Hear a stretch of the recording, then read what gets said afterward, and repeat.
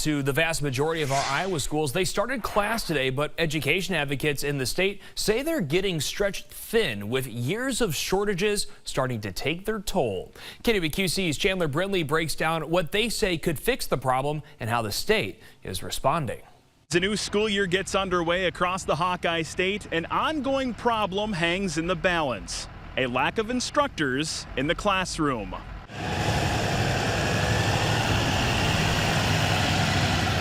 The Iowa Department of Education says more than 660 full-time teaching positions are unfilled. Pair that with another 3,000 jobs listed on the department's hiring website, and that has local teachers stretched to the limit. It's obviously really difficult to have a shortage because that just means that teachers who are already working really hard and trying to do everything they can for their students have to fill in those gaps. The Department of Education lists special education, science, English language arts, and mathematics as the subjects with the highest shortages. However, the lack of teachers isn't new. REIT says this has been ongoing for a few years, but it's getting more noticeable. Unfortunately, for a lot of people, it feels like there's been an attack on public education in Iowa.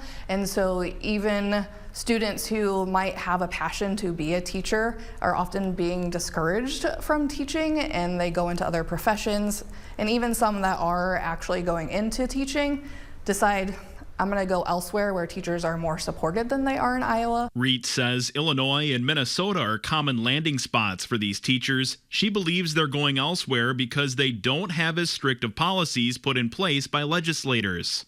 But it may not be all dire straits. The Department of Education said via email the teacher shortage is looking up, citing 941 unfilled positions in 2022-23, decreasing to 661. The Department of Education also said teachers in the state received historic pay raises, with Iowa investing $96 million toward K-12 educators. However, REITs and fellow educators say they have yet to see a light at the end of the tunnel. I think that might be a little bit of a skewed perspective, because what it really probably means is that schools are cutting positions and making class sizes larger, and unfortunately that's never good for anybody to have larger class sizes. For the time being, REITs and the Iowa State Education Association continue to combat the shortage by being a voice for educators and working with lawmakers.